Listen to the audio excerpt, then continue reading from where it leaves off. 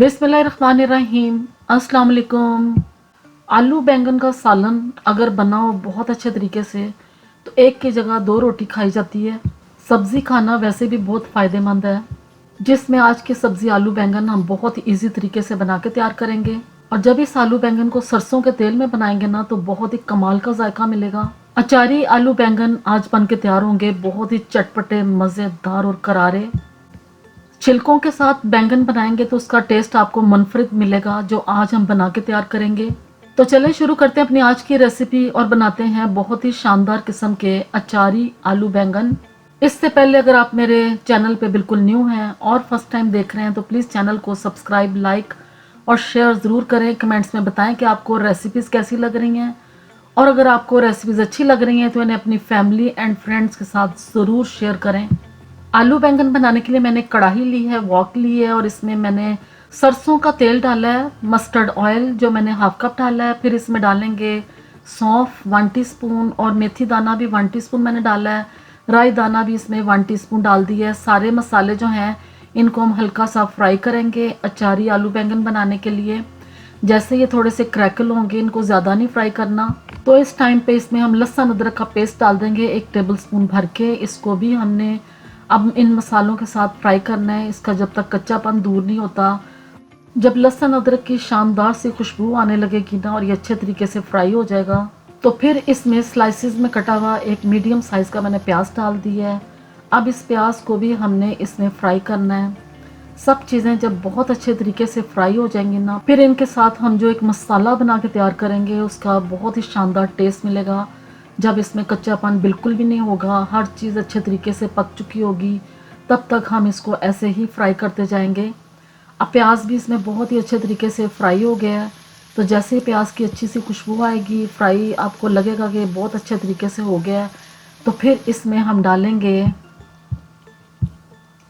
टमाटर, बहुत ही small pieces में काट के, जो एक बड़े साइज़ का मैंने टमाटर लिया था।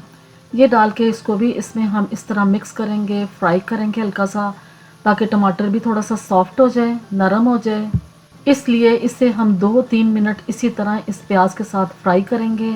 और जैसे ये थोड़ा सा फ्राई हो जाएगा ना, तो फिर इसमें हम पानी डालेंगे, जो मैं इसमें आधा कप पानी का डालूंगी, क्योंकि अब इसमें हमने मसाले डालने हैं। तो इसमें सबसे पहले मैं रेड चिली पाउडर डालूंगी 1 टीस्पून, हल्दी का मैंने हाफ टी स्पून डाला है।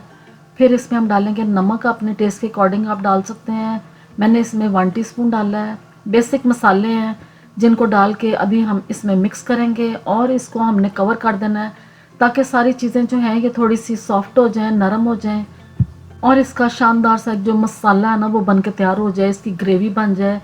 मसाले जो हैं इसमें अचारी तो हमने पहले डाल दिए थे, अब इसमें हमने बेसिक मसाले डाले हैं। अब जब इसका हम मसाला बना के तैयार करेंगे ना, इस तरह से भूनेंगे और ये सारे मिक्स हो जाएंगे, प्याज वगैरह सॉफ्ट हो गए हैं, जैसे जैसे इसको भूनेंगे ये नरम हो जाएंगे, तो एक इसकी ग्रेवी सी बन के तैयार हो जाएगी, जिसमें सारे मसालों का जो अरोमा और जो टेस्ट है वो आ जाएगा। और फिर इसमें हम डालेंगे आलू और बैंगन।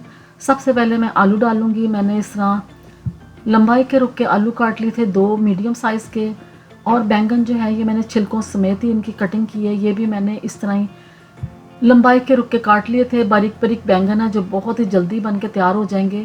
वेजिटेबल की जितनी बारीक कटिंग करेंगे ना उतनी जल्दी वो बन के तैयार होती है। अब इसको हम इसमें मिक्स करेंगे अच्छे तरीके से मसाले के अंदर। मिक्स करने के बाद फिर इसको हमने कवर कर देना है। पानी इसमें बिल्कुल भी नहीं डालेंगे, क्योंकि अब जो ये बैंगन है ना यही अपना पानी रिलीज़ करेंगे, और इसी में ही ये आलू और बैंगन बन के तैयार होंगे। अब इसको कवर कर दिए, कुछ देर के बाद हम चेक करेंगे ना तो आप देखें इसमें पानी भी देखने में नज़र आएगा, और आलू बैंगन भी बहुत ही अच्छे तरीके से पक रहे हैं। अब इस टाइम पे इनको भी हमने भूनना शुरू कर देना है। जो बैंगन आपको देखने में नज़र आ रहे हैं ना, ये सॉफ्ट हो गए हैं, ये इसमें मिक्स हो जाएंगे, तो बहुत ही अच्छे तरीके से जो बैंगन है ये हमारे बन जाएंगे।